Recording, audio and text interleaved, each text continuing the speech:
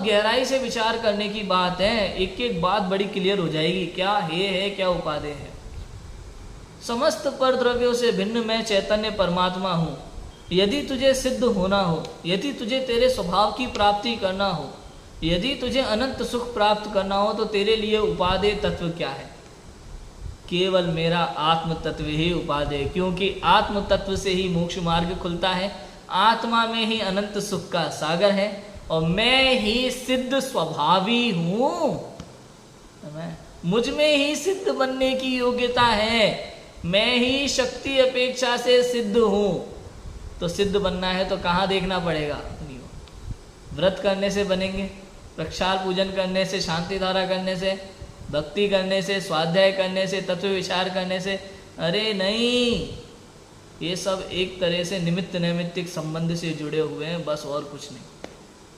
इनका निषेध नहीं किया जा रहा है। यहाँ पे इतना समझाया जा रहा है कि ये हे हैं और मैं उपादेय हूँ, क्योंकि ये संसार के कारण है और मुझे संसार नहीं, मुझे तो मोक्ष चाहिए। ये व्रतादिक को यदि तुमने उपादेय मान लिया तो जिसको उपादेय माना है उससे जो मिलता है वही मिलेगा।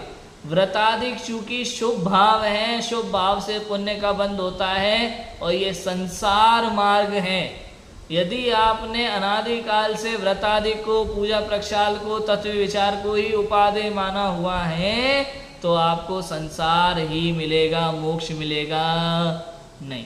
क्यों? क्योंकि आपने जीवन भर, आपने भव भव में केवल संसार मार्ग को उपादेय माना, जबकि उपादेय किसको मानना था? आत्म तत्व को। ये बहुत बड़ी भूल है।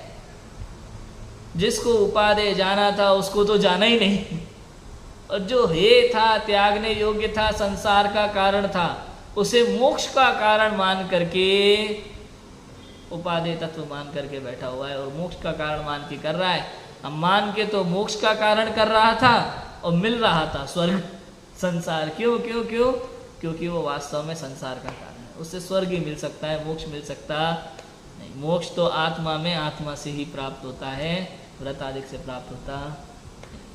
इतना है।